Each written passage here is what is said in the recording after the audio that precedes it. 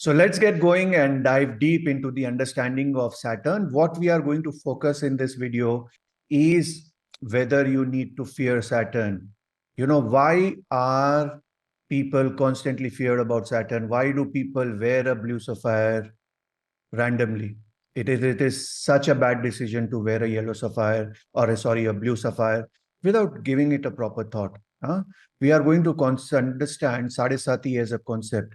This is something which, when I taught it for the first time, even very advanced scholars were actually taken aback. They had no idea in terms of how Sadesati works. So let's understand. Namaste, everybody. And on daily basis, I get multiple DMs asking about Saturn and Sadesati and the impact on their own horoscope, their leadership skills, and taking strategic decisions related to that. So I thought, why not make a very strategic video and share with you all the important concepts related to Saturn. Do you need to worry about Saturn? You can be chilled out about Saturn. And if there is a need for worry, what is it that specifically impacts your longevity or your career, or more importantly, what we call it as the luck factor? So enjoy the video, and if you have more questions, feel free to write them on the comment section or DM me if you are seeking a consultation or a strategy session with me. So let's dive deep.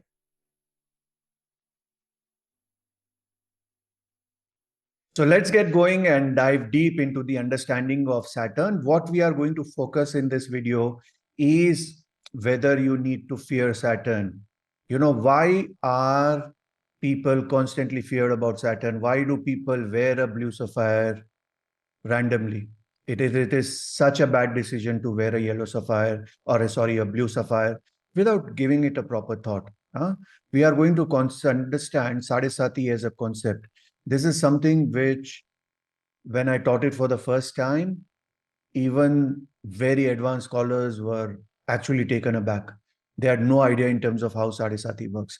So let's understand the concept.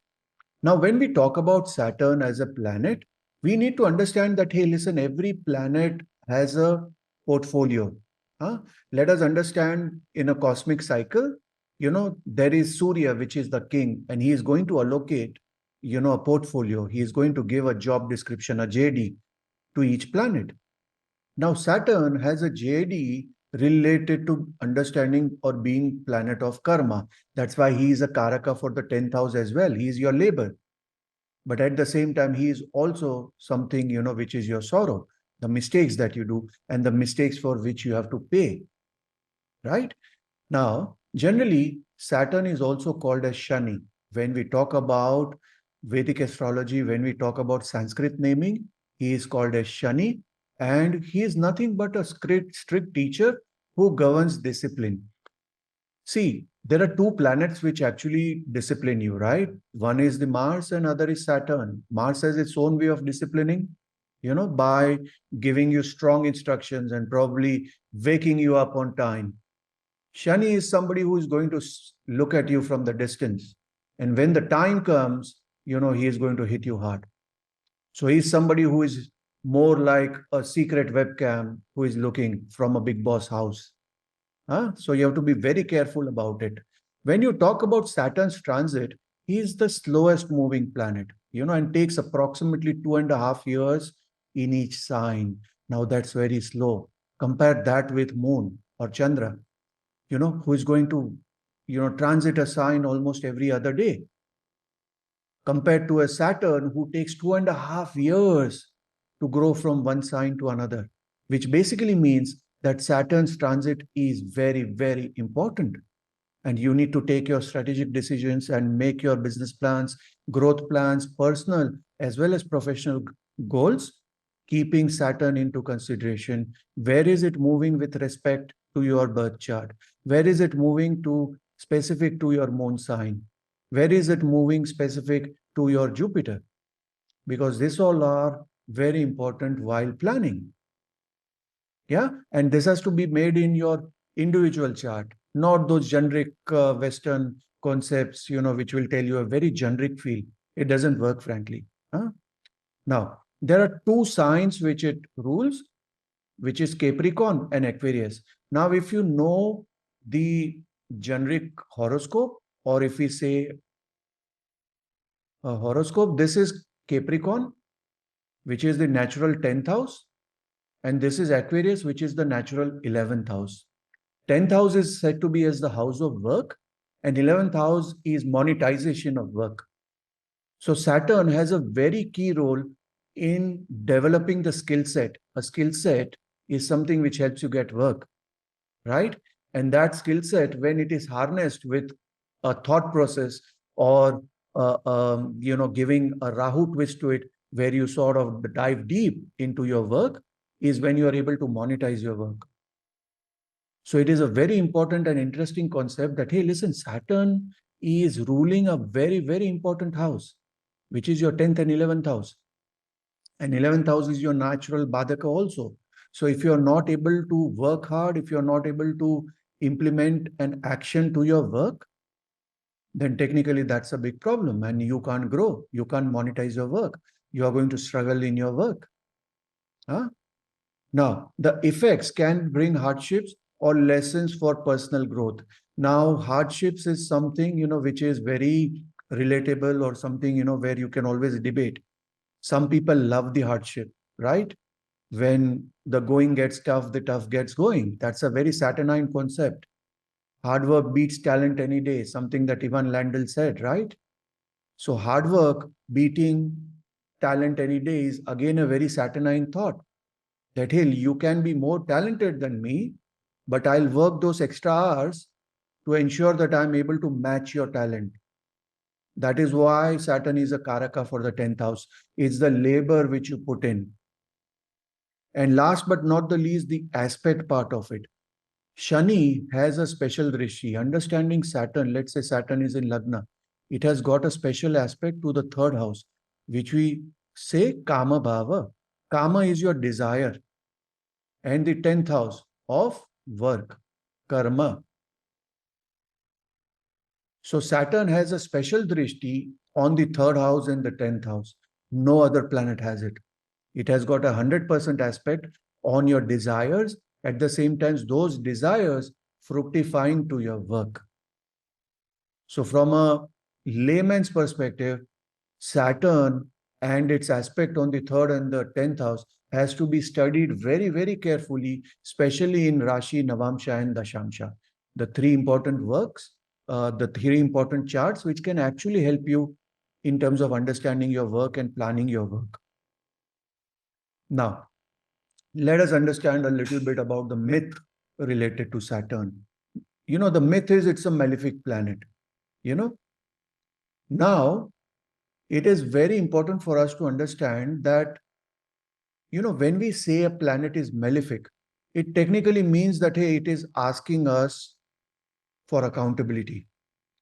And frankly speaking, nobody likes accountability, right?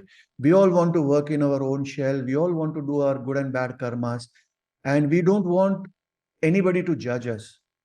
Saturn says that, hey, listen, I'm not going to judge you, but I'm only going to do the accounting for you. And an accounting which is very, very hard-coded and nobody can manipulate. That's why Saturn is very tough to bribe. And generally, we as human beings like to bribe things, right? Okay, take this $100, get my work done. Okay, take this $500, get my work done. So when there is a planet, or when you have to deal with somebody who is extremely honest and asking us for accountability, it's very tough. It's like a taxman, right? A tax collector is going to send you an email or going to ask you that, hey, listen, show us the earnings, and show us, what you have paid tax for. Now, we don't like that. That's why we all tend to run away from the taxman, because the taxman is Shani. He is going to ask for accountability. And somewhere deep down, he has got an understanding of what you are trying to avoid. What are the wrongdoings that you have done? What are the siphoning away of your funds that you have done into some Cayman Islands or some Malta or some safe haven? Right? That's why we want to be, we are very afraid of Saturn. But frankly speaking, is it fair? All it is doing is it is doing its work based on the job description which Surya has given. And that is his job profile. That is the portfolio which he has. That is his LinkedIn profile. Right? So in a way, we are being very unfair to a planet who is actually doing his job, phenomenally well. Huh? So it is giving karmic justice. So if we have good karmas, we have done something very right, and we are on the path of being righteous, Saturn will bless you with Raj Yogas. But if we are on the other side of the karma, then it is going to take you to task. As simple as that, right? So do you need to fear Saturn? The fact of the matter is, it is a strict teacher. People don't like. He's like that gym trainer who is going to tell you to do that one set more or one round more or 2 repetitions more. And at that point of time, we hate that trainer, right? But finally, when the results are there, the results are visible, we feel that, wow, we love the trainer. We give them a testimonial. We tell them that, hey, thank you so much. It is because of you that I have lost 10 kgs. It is your discipline. It is you being hard taskmaster. So Shani, to that extent, can be that hard taskmaster who is constantly pushing you to be on the right track. Through its razor-shaped eyes on the 3rd house and the 10th house, karma and kama. Okay. It is also your rewards for your or punishment based on your karma. So he is a judgmental planet. He is going to judge you, but he is not going to judge you the wrong way. He is going to judge you with facts and figures. Because he has got a backup, through the cosmic cycle where he is able to get the authentic data. No fudging of data possible. Naisargika Karaka, of what do you mean by Naisargika Karaka is basically what he represents at a basic level is old age, disease, and death. Obviously, we don't like any of it, right? We all want to be that 16-year-old or 18-year-old. So he's old age, that's why, when we become old, we start limping, right? Our shoulders droop. We are not able to stand upright like we were in our younger days. That means Saturn has gotten activated in your chart. We start having our shoulder pains, back pains. We feel older. We are not able to run that 10 kilometers that we were at one point of time. That's Shani taking charge of your life. Then the Sthira Karaka is servants, poverty, so on and so forth. So it is overall a Karaka for hard work. Let us put it that way. Now, what are the job descriptions of the Navagraha? There are 9 planets in Vedic astrology. Let us understand the portfolio of each planet. Surya, or the sun, is your soul, your power, your Naisargika Atmakaraka. He is the king. Moon is your mind and emotions, right? And that's why moon is mother, right? What does mother have? Mother have emotions. Have you eaten, my son? Oh, you have eaten so less. Oh, you have got so thin, right? That is pure emotions. That's pure Chandra. And it moves very fast. And that's the reason why we are not able to control our mind. Mangal is your energy, your courage, your enterprise. For an entrepreneur, you need a strong Mars because you will go through the rocky career. You will go through the ups and downs. You will go through your cash flow challenges. And if you don't have a nerve of steel, if you don't have a strong Mars, then you are going to chicken out. You are not meant to be an entrepreneur. Mercury is your intelligence, your communication skills, whereas Jupiter is wisdom and your prosperity. You see, there is a difference. Whereas Mercury is more your communication and intelligence, your real wisdom, or what we call it as, subject matter expert, where people come to you and they look up to you in terms of, hey, what does Kaartik have to say about this particular event? What do ISRO scientists have to talk about a particular phenomenon happening? Or what does a Rakesh Jhunjhunwala have to say about share prices? What does so on and so forth have to talk about a particular matter? So what I mean to say, that comes from Jupiter and not Mercury. Mercury is still the intelligence of able to understand the subject. Jupiter is the digestion of the subject and then able to deliver it as a subject matter expert with a logical understanding. Right? So there is a stark difference between Mercury and Jupiter. Given a choice, always try to become a Jupiter, because that is an area where you are super comfortable and you are you are very clear about concepts. You are very clear about what you want to deliver. Yeah. Shukra is all about your love, beauty, project management skills, because Venus has a very precise skill set of having a very fine eye for detail. That's why Venus is your private sector. Yeah. Saturn is your discipline, limitation as well. Why? Because Saturn is very slow. That's why there is a limitation. Saturn doesn't like to work very fast, and Moon doesn't like to work very slow. That's why Saturn in a moon sign or Cancer is said to be very good, because it is a nice combination of fast and slow. You know, the result is very, very balanced. The result is a Raj Yoga. Rahu is your illusion, confusion, also your thinking process. Huh? Rahu is your ability to actually think out of the box. So Rahu is a very, very required evil for people who are into concept selling, people who are into, let's say, ghostwriting, people who are into advertising, or if your profession requires out of the box thinking. So if you have a strong Rahu, then you are able to, convert a very, very monotonous job into a very interesting job. Huh? So different take on Rahu, right, altogether. Whereas Ketu is your enlightenment, liberation. It is the planet which actually rules spirituality in the true sense, because it is looking for moksha. It is looking for that final emancipation, right? So I hope you are now clear about the job portfolio of all the Navagrahas. Now understand the concept of Sadesati. Huh? Sadesati is nothing but a 7.5-year period of Saturn's influence. Now we have talked about it. What is the logic? Saturn is going to move take 2.5 years to move into one sign. And when it is moving to 3 signs, it is a total of 7.5 years. And this is called as Sadesati. But from where? It is from the moon. Okay. So let's consider currently Saturn is in Aquarius. Okay. So for those of you who have, let's say, Chandra or Moon in Capricorn, Moon in Aquarius, or Moon in Pisces, they are all going through what we call it as Sadesati. Why? Because Saturn doesn't like Moon in that way.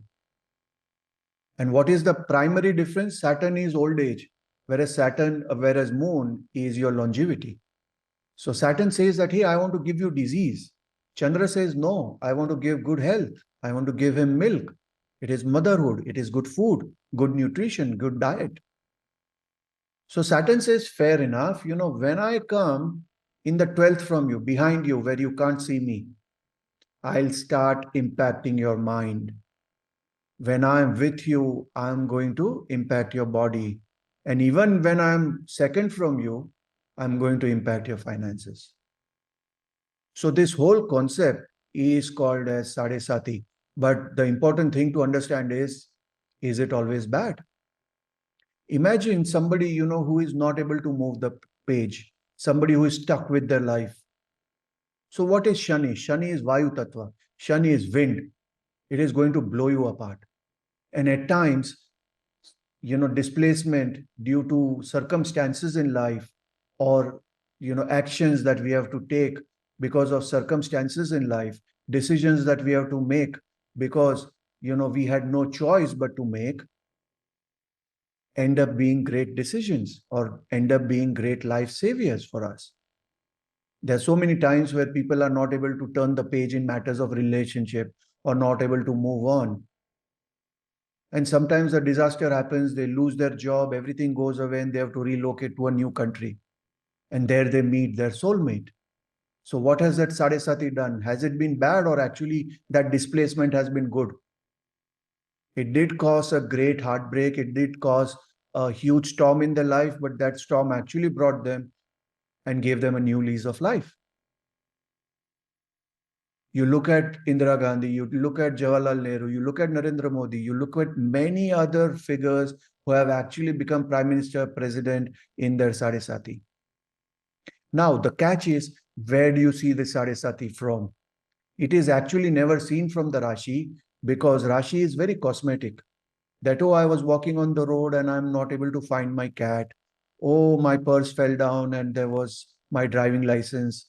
Now, those things are impacting you, but not impact you to the level where somebody falls down and, has a huge rod fixed on their leg, or maybe their leg is amputated. Those are the disasters of life which stay with you. The impact of that Sadesati stays with you for a long, long time to come. That is seen from the divisional charts, typically what we call it as Navamsha. There are other also ways to look at Navamsha in detail.